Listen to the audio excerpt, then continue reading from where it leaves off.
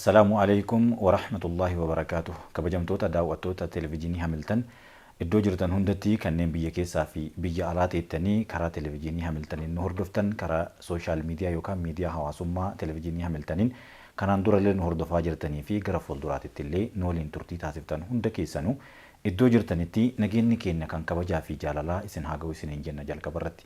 Guyyaa har'aa kana televiziyoonii Hamiltan ilaalchisuudhaan oduu gaddaa tokko qabannee isiniin dhiyaannedha.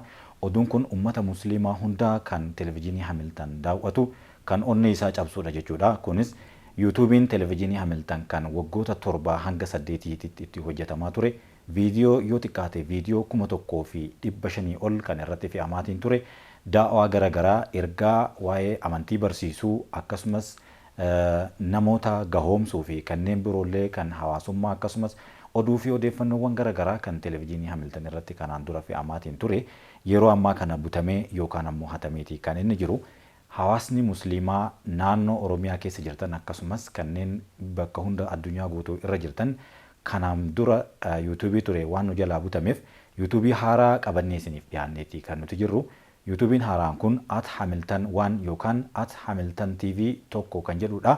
Isa kana search gootanii yookaan barbaaddanii subscribe akka gootan akkasumas waahillan keessaniifis linkii isaanii erguudhaan irratti affeertanii subscribe akka godhamu gochuudhaan akka isin affeertan kabajaadhaan isin gaafanna. Kanuma wal qabatee televiziyooniin Hamiltan waan inni hawaasa musliimaa biraan gahuudhaaf barbaadu wanti isa daangessu ni jira.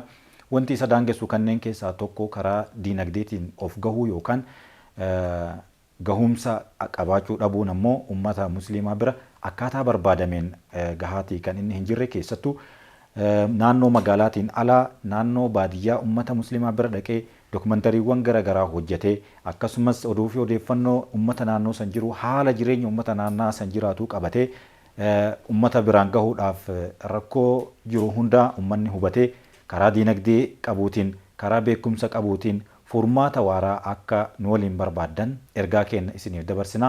Wassalaamu alaikum wa rahmatullahi wa barakaatuh.